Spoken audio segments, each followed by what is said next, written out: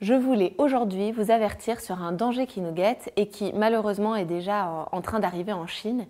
C'est le risque de la hausse de conflits, donc de séparation et de divorce à la fin de ce confinement que l'on vit.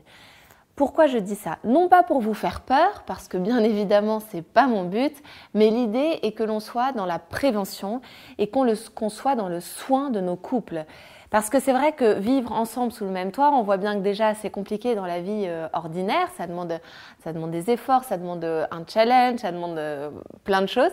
Et là, dans le confinement, on n'a pas cette possibilité de sortir, on n'a pas cette possibilité d'être enrichi par d'autres personnes extérieures, de se quitter dans la journée pour mieux se retrouver le soir. Donc je sais que pour certains couples, ça va être très dur et ça va être un vrai challenge.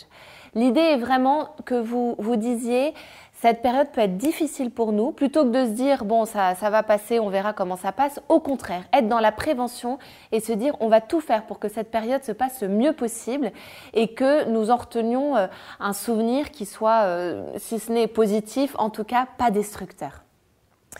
Alors pour ça, je voulais vous donner un petit quelque chose aujourd'hui.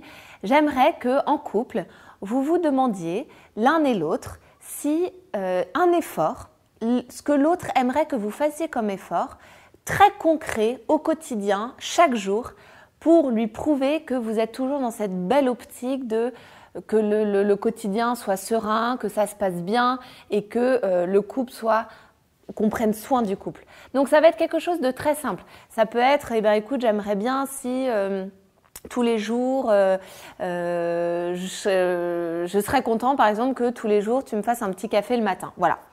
Voilà, vous voyez, c'est rien du tout, c'est qu'une chose. Il faut que ce soit aussi concret que ça. Si vous commencez à dire il faudrait que ce soit plus ordonné, ça ne fonctionnera pas, c'est beaucoup trop vague.